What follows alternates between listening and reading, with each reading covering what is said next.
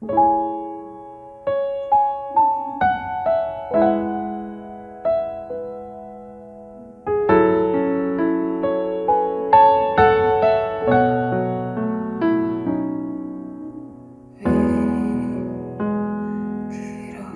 사랑했나요? 보잘것없고 어린 나를 왜 그렇게 기다렸나요? 연약하고 부족한 나인데 날 기다려주신 그 사랑 왜 이제야 알았는지 나 때문에 많이 아프셨나요? 이젠 내가 더 사랑할게요. 내가 받은 그 사랑 세상에 전할게요. 나를 사랑해주세요. 날 보내주세요. 날 일으켜주세요. 내가 힘들고 지쳐서 넘어지려 할 때도 생명 주신 그 사랑 나 기억할게요. 내 모든 것 되신 내 아버지.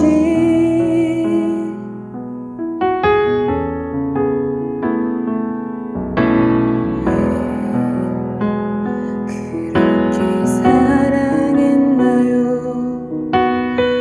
보잘것없고 어린 나를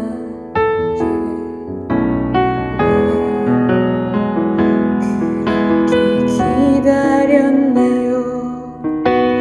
연약하고 부족한 나인데 날 기다려주신 그 사랑 왜 이제야 알았는지 나 때문에 많이 아프셨나요? 이젠 내가 더 사랑할게요. 내가 받은 그 사랑 세상에 전할게요. 나를 사랑해주세요. 날 보내주세요. 날 일으켜주세요. 내가 힘들고 지쳐서 넘어지려 할 때도 생명 주신 그 사랑 나 기억할게요. 내 모든 것 되신 내 아버지.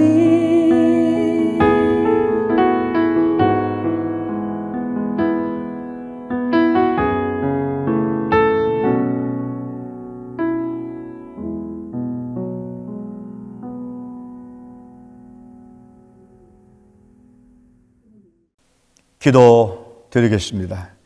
사랑 많으신 하나님, 감사합니다.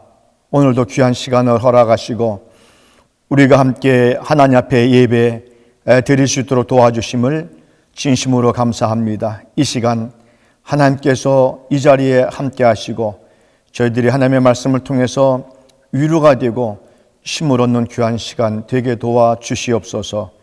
예수 그리스도의 이름으로 기도합니다. 아멘.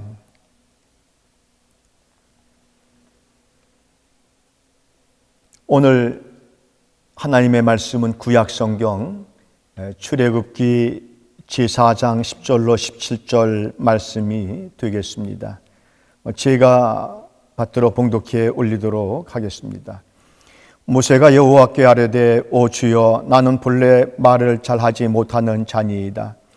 주께서 주의 종에게 명령하신 후에도 역시 그러하니 나는 입이 뻣뻣하고 혀가 둔한 자니이다. 여호와께서 그에게 이르시되 누가 사람의 입을 지었느냐? 누가 말 못하는 자나 못 듣는 자나 눈 밝은 자나 맹인이 되게 하셨느냐? 나 여호와가 아니냐? 이제 가라. 내가 네 입과 함께 있어서 할 말을 가르치리라. 모세가 이르되 오 주여 보낼 만한 자를 보내소서. 여호와께서 모세를 향하여 노하여 이르시되 네 윗사람 네 형 아론이 있지 아니하냐? 그가 너를 만나러 나오나니 그가 너를 볼 때에 그의 마음에 기쁨이 있을 것이라. 너는 그에게 말하고 그의 입에 할 말을 주라. 내가 네 입과 그의 입에 함께 있어서 너희들이 행할 일을 가르치리라. 그가 너를 대신하여 백성에게 말할 것이니 그는 네 입을 대신할 것이요 너는 그에게 하나님 같이 되리라. 너는 이 지팡이를 손에 잡고 이것을 또 이적을 행할지니라. 아멘. 여러분 반갑습니다. 오늘 딱히 이 출애굽기 4장 10절로 17절 말씀을 통해서 제목을 정한다면 열등감을 버려라, 열등감을 버리자라고 하는 제목으로 짧은 시간 동안에 함께 은혜를 나눌 수 있기를 바랍니다.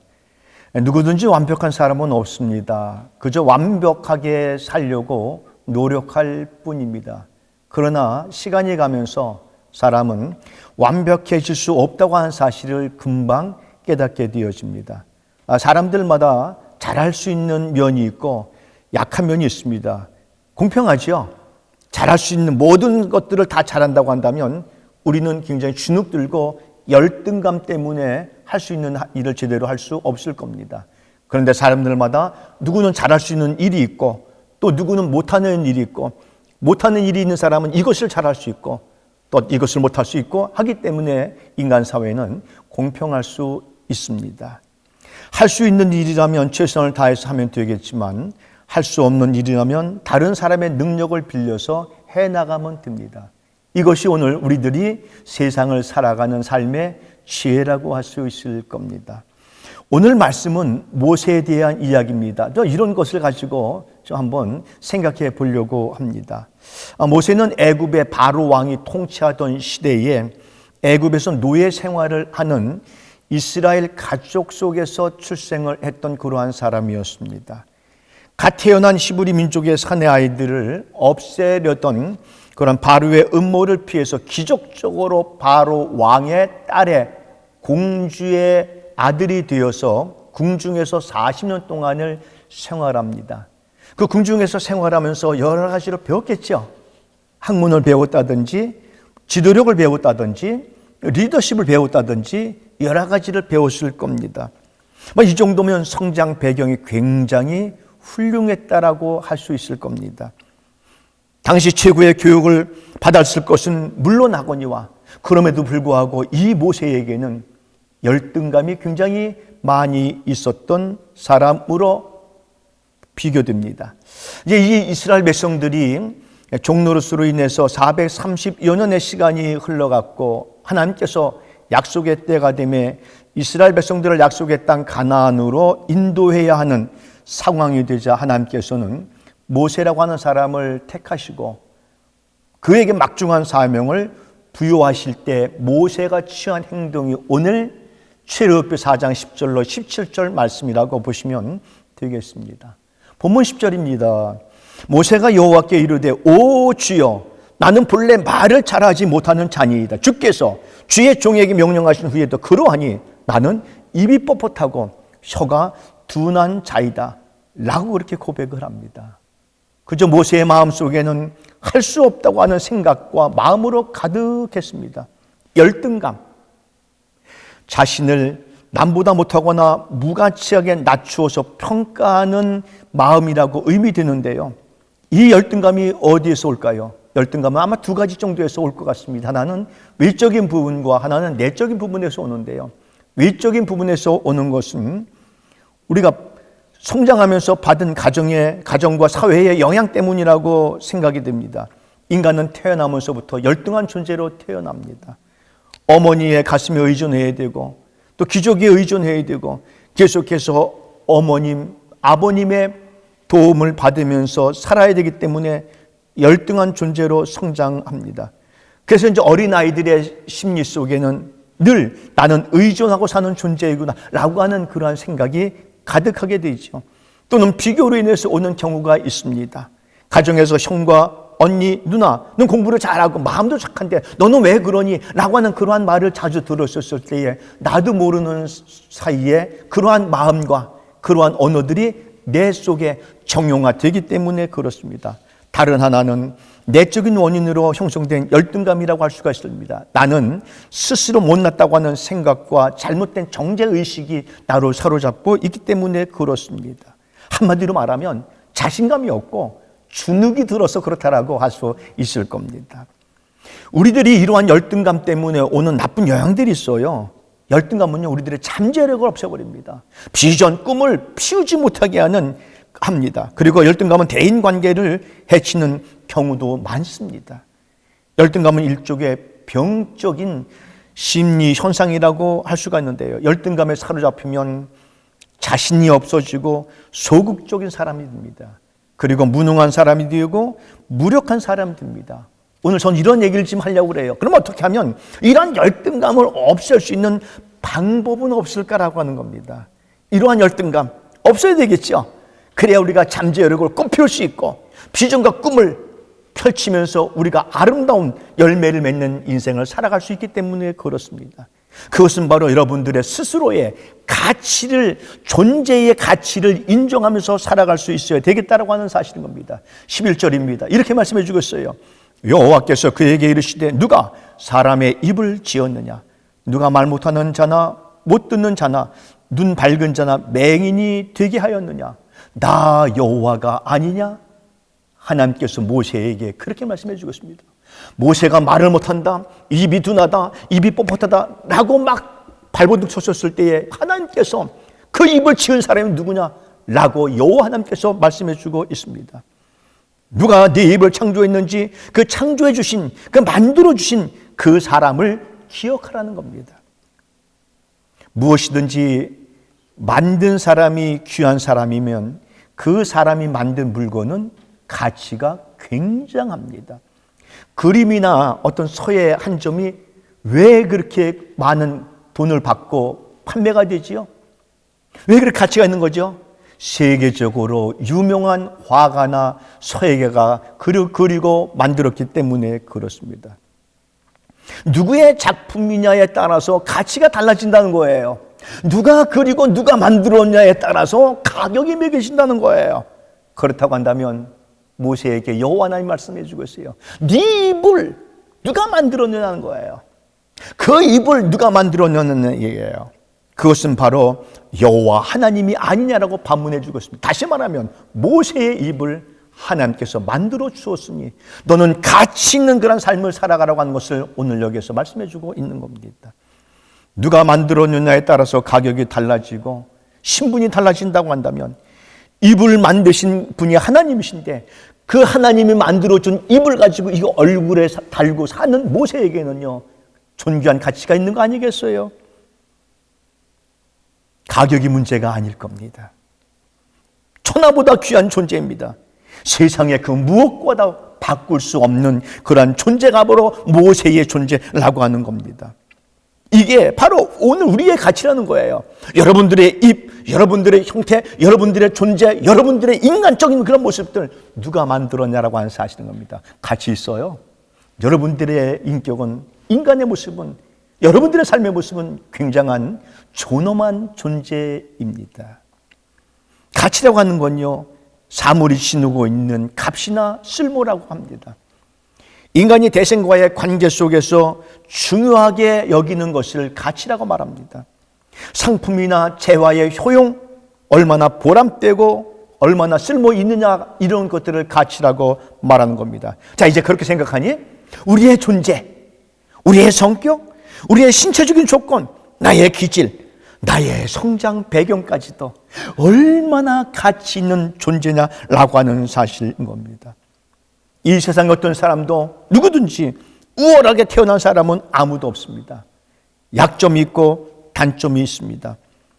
이것을 열등감으로 자기를 비하시키지 말아야 됩니다. 열등감을 갖게 되는 가장 큰 원인은 비교의식 때문에 그런데요, 비교의식을 갖는 것은 어쩔 수 없는 본성이에요. 그렇잖아요. 남들보다 좀 더 잘해야지, 좀 남들보다 좀 뛰어나야지 라고 하는 그 비교의식이 우리로 하여금 열등감을 갖게 한단 말이죠. 그러나 우리는 그런 그 비교의식이 우리를 사로잡도록 내버려 두어서는 안 됩니다. 우리의 존재 가치가 얼마냐? 그것은 가격으로 따질 수 없는 거예요. 돈으로, 세상의 무엇으로도 바꿀 수 없는 겁니다. 어느 정도인가 하면요, 여러분들은 하나님께서 하나님의 독생종자인 예수 그리스도를 보내시고, 그 보내신 예수 그리스도가 여러분들을 위해서 돌아가시는, 십자가에 달려 죽으시는 그런 엄청난 존재가 여러분이라고 하는 사실인 겁니다. 12절입니다. 이제 가라, 내가 네 입과 함께 있어서 할 말을 가르치리라. 네 입이 두냐냐? 내가 함께 하겠다라고 하는 사실인 겁니다. 우리에게도요, 약점이 있습니다. 굉장히 많아요. 단점이 있어요. 굉장히 많습니다. 그 약점이 모세에게는 하나님께서 함께 하시겠다고 하시는 약속이에요. 가라는 거예요. 내 입에 할 말을 내가 주겠다는 거예요. 내가 너와 함께 해주겠다고 하는 사실인 겁니다. 우리 대학교의 교훈이기도 합니다. 빌립보서 4장 13절에서 사도 바울의 고백처럼 내게 능력 주신 자 안에서 내가 모든 것을 할 수 있느니라고 고백합니다. 할 수 있다? 하면 된다는 겁니다. 내게 하는 게 아니에요. 내 안에 계신 예수 그리스도, 나와 함께 하시는 그 하나님이 계심으로 내가 할 수 있는 능력이 있다는 겁니다. 내가 잘난 것 가지고, 내가 익숙한 것 가지고 하는 것은 의미가 없어요. 내가 있는, 나에게 있는 약점, 나에게 있는 단점, 이것을 통해서 하나님이 강하게 하신다는 거예요. 우리가 병원에 가지요. 병원에 의사의 손길이 어디가 필요해요? 내가 아픈 부분에 의사의 손길이 필요한 것처럼 말이에요. 나의 부족한 부분에 하나님의 손길이 함께 하신다는 겁니다. 이사야 선지자는 이렇게 고백합니다. 이사야서 41장 10절 말씀이에요. 두려워 말라, 내가 너와 함께 함이니라. 놀라지 말라, 나는 네 하나님이 됨이라. 내가 너를 굳세게 하리라. 참으로 너를 도와주리라. 참으로 나의 의로운 오른손으로 너를 붙들리라라고 말씀해 주고 있습니다. 아울러 17절 말씀이에요. 너는 이 지팡이를 손에 잡고 이것으로 이적을 행할지니라라고 말씀해 주고 있습니다. 왜 하나님께서 모세에게 이 지팡이를 손에 잡으라고 말씀하셨나요? 나무 하나에 불과한 지팡이입니다. 말라 빠진 그런 지팡이 하나일 뿐이에요. 근데 그걸 잡고 이적을 행하라는 거예요. 무슨 얘기예요? 하나님이 함께 하시면 너가 가지고 있는 것, 이걸 가지고 노력해서 앞으로 나가면 모든 것을 이룰 수 있다고 하는 것을 말씀해 주고 있습니다. 철학자 쇼펜하우어는 이런 얘기를 합니다. 우리는 우리에게 있는 것을 생각하지 않고 늘 우리에게 부족한 것만을 생각한다. 이것은 세계의 비극이며 역사상의 모든 질병, 전쟁보다 더 큰 불행을 안겨주고 있다라고 이야기를 합니다. 내게 없는 것을 탓하지 마십시다. 내게 부족한 환경 탓하지 말자고요. 우리의 가정 환경, 여건들 이거 탓하지 말자고요. 내게 있는 건 굉장히 많이 있습니다. 그것을 통해서 노력하고 전진할 때에 열등감은 사라지고 희망찬 새 삶을 살게 될 겁니다. 자, 사랑하는 호소 가족 여러분, 열등감으로 인해서 오는 좌절한 경우가 얼마나 많이 있습니다. 환경이나 비교의식 때문에 오는 열등감, 이 열등감이 솟구칠 때마다 창조주 하나님께서 지어주신 내 존재의 가치를 인정하시길 바랍니다. 이걸 느끼시길 바랍니다. 그리고 그 하나님의 능력에 의존해야 됩니다. 아울러 현재 있는 것으로 만족해하면서 내가 가지고 있는 것이 무엇이지, 이걸 통해서 큰 일을 행할 수 있게 되기를 바랍니다. 세상을 보면서, 사람들을 보면서 시시각각으로 오는 열등감을 극복하고 우리에게 한 번 주어진 인생의 기회를 놓치지 말고 승리해서 아름답게 영걸어가는 그러한 우리들이 되어지기를 바랍니다. 기도하겠습니다. 사랑과 은혜가 만드신 하나님, 세상을 보고 사람들을 보면서 열등감에 빠질 경우가 많이 있습니다. 그러나 우리는 하나님께서 창조해 주신 존귀한 존재임을, 그래서 가치 있는 인생이라고 하는 사실을 깨닫고 하나님의 능력을 의존해서 아울러 현재 있는 것을 통해서 아름다운 삶을 엮어갈 수 있도록 도와주시옵소서. 예수님 이름으로 기도합니다. 아멘. 자, 축도하겠습니다. 이제는 우리 구주 예수 그리스도의 은혜와 하나님 아버지의 만극하신 사랑하심과 성령님의 감화, 감동, 교통, 충만, 승리케 하심의 역사가 세상을 보고 사람들을 보면서 열등감을 버리기를 원하는, 사랑하는 우리 호소 가족 모든 식구들 머리 위에 이제로부터 영원 무궁토록 함께 있을지어다. 아멘.